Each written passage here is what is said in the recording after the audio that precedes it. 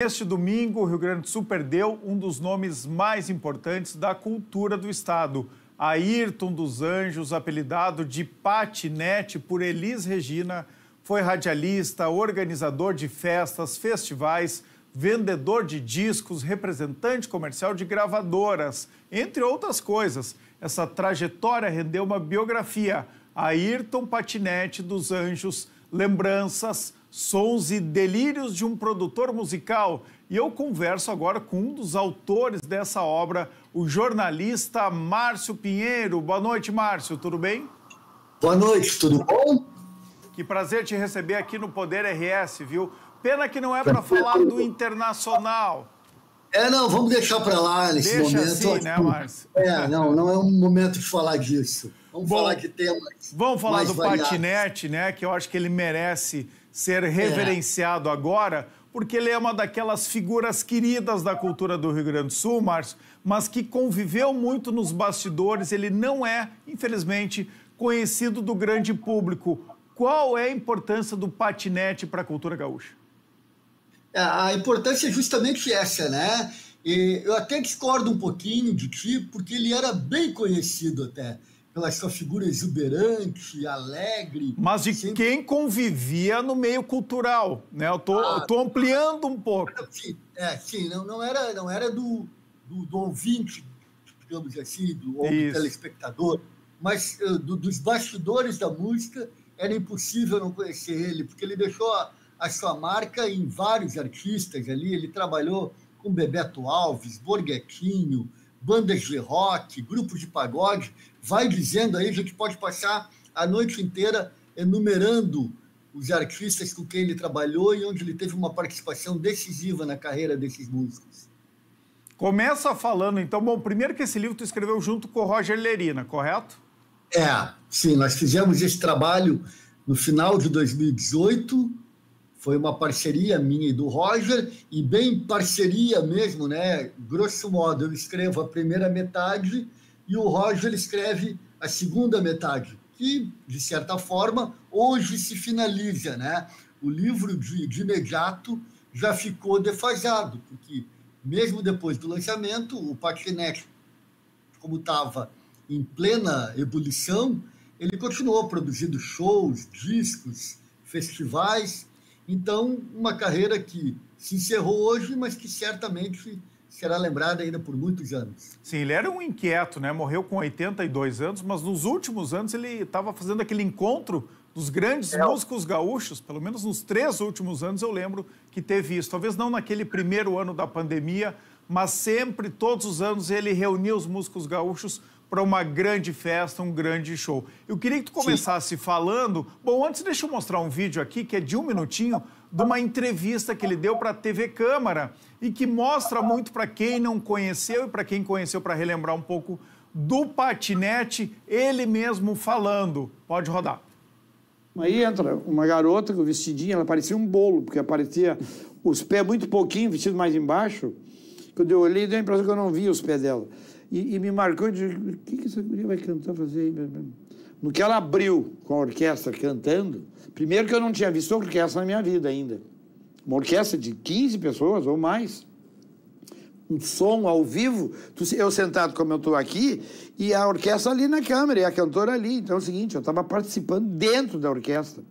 Aquilo fez assim comigo, me deu um choque, que eu, para voltar ao natural, a minha avó que disse... O que houve? Eu digo, que coisa mais linda, que música, mas que cantora. Depois, mais tarde, eu senti que era aquela cantora. Ela não era um ser humano também, ela era uma sereia.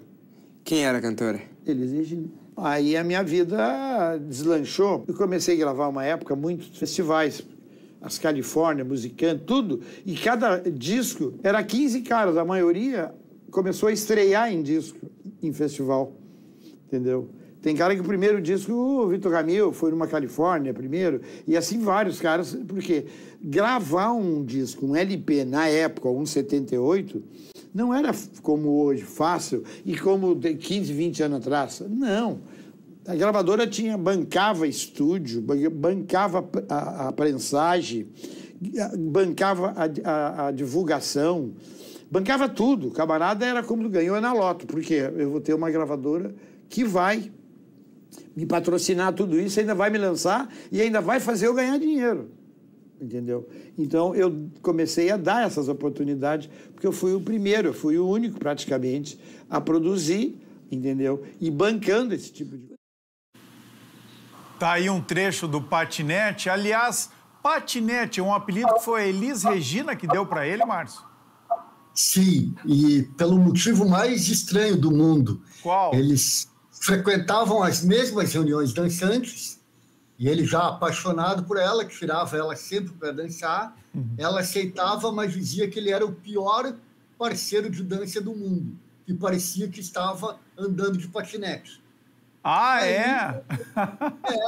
Aí o apelido, sempre que ele tem uma certa crítica, ele acaba pegando mais fácil. Aí pegou, né? Como é que foi essa relação dos dois, né? Que foi muito próxima, mas depois que a Elis foi para o Rio, para São Paulo, eles se distanciaram um pouco. Exatamente. Eles foram muito próximos enquanto ela esteve aqui, mais ou menos até 64, porque os dois têm uma origem muito semelhante, né? Que é os programas de auditório. Os dois frequentavam aqueles grandes programas que eram feitos pelas rádios, pelas emissoras aqui de Porto Alegre, tiveram essa origem comum. Foram muito próximos ali na primeira metade dos anos 60, e aí depois cada um seguiu o seu caminho, né? Ela, um caminho gigantesco, indo para o centro do país e fazendo um sucesso internacional até, e ele continuando a produzir, trabalhando aqui em Porto Alegre e nunca saindo daqui, exceto para rápidas temporadas fora, mas sempre mantendo a base dele aqui na capital. Como é que é essa história que está no teu livro, que ele ajuda a criar a carreira de Renato Borghetti? Esse é também outra história interessante. O Borghetti queria bancar sua própria carreira. O Borghetti tinha surgido com menos de 20 anos nos festivais nativistas, já era um fenômeno das internas, né? Quem conhecia a música regionalista já sabia quem era o Borghetti, e ele achou, com certeza, que ia dar um salto de qualidade se ele gravasse um disco. Aí, como ele era um nome desconhecido ainda, ele precisou alugar um estúdio. Ele pagava horário, pegava um horário ruim, geralmente da madrugada, ia para lá com sua equipe e gravava. Numa dessas gravações, o Patinete viu ele. E viu o que já se sabia, que o Borghetti era um talento diferenciado. E aí o Patinete se aproximou do Borghetti e sugeriu que eles pudessem fazer uma parceria e que deu muito certo para os dois, né? No teu livro, se eu não me engano, está inclusive que esse primeiro disco do Borghetti, do Renato Borghetti, foi patrocinado, né? Então, pelo pai dele, exatamente, foi pago pelo pai dele, já estava pronto, já tinha circulado um pouco, mas sem muito sucesso. E aí, quando o Patinete assume a divulgação, aí que realmente o Borghetti acontece? Exatamente. Juntou as duas coisas. Juntou já um material de qualidade, que era a música feita pelo Renato Borghetti, com essa capacidade do Patinete de chegar em qualquer público, né? Já era uma figura conhecida nas emissoras de TV, nas rádios, nas gravadoras. Então, ele usou dessa sua capacidade de circular, de transitar, para divulgar o Renato. Foi um golaço para os dois. Os dois se deram muito bem. A carreira do Renato ganhou uma nova dimensão a partir dali, e a do Patinete também. E a história do Patinete com o Bebeto Alves? Também é outro... Bom, se a gente for ficar lembrando aí, todos os caras, hoje mesmo eu estava lá no velório, todos eram unânimes em lembrar, todos tinham uma história, a Shanna Miller, o Bebeto Alves, infelizmente, já faleceu, mas que eu cheguei a ouvir dele, Nelson Coelho de Castro, que estava lá também. Então, tantos músicos gaúchos e também outras pessoas ligadas ao radiojornalismo, aos festivais, todos tinham um depoimento a dar sobre o Patinete. O Patinete era, nesse sentido, onipresente. Como é que a gente pode qualificar o Patinete? Ele era um agitador cultural, um lobista cultural? O que ele... Porque ele era vários em um só. Exatamente, agitador mais do que nunca, né? Era um cara, se eu tivesse que usar uma palavra, era inquieto. Ele estava em todas, ele circulava em todas, ele era um cara sem barreiras, assim, nesse sentido, porque ele circulava com os nativistas, circulava com o pessoal do rock, com aquele rock que começou a surgir aqui em Porto Alegre a partir dos anos 80, já havia circulado com os caras da música urbana, feita aqui no Rio Grande do Sul, Bebeto Alves, Nelson Coelho Castro, Gelson Oliveira, Almôndegas, enfim, ele não tinha barreiras, não tinha nada que impedisse ele de circular e pelo seu estilo, ele ia passando de uma para outra naturalmente, era uma coisa própria dele, circular entre várias turmas. O ex-secretário de Cultura, Turismo e Esportes aqui do Rio Grande do Sul, Vitor Hugo, ele disse que o patinete tinha um bordão e que esse bordão está descrito ali no teu livro. Tu lembra, Márcio? Eu fico louco. Ah, isso!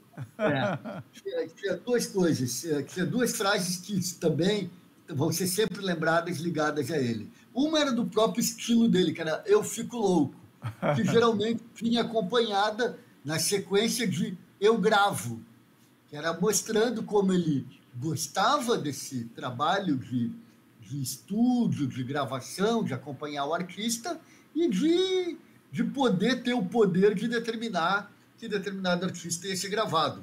Vale a pena lembrar que há 30, 40 anos, a gravação era o grande cartão de visita de um artista, né? Hoje ele pode chegar em públicos diferentes, de diferentes formas, mas há 30, 40 anos era basicamente o disco que dava essa dimensão maior a um artista. E o patinete, como sempre teve trânsito nos estúdios e nas gravadoras, ele podia ter como um de seus bordões, eu gravo. Ele chegou a ganhar dinheiro? Ele se transformou num homem rico depois de tantos sucessos aí que ele fez parte?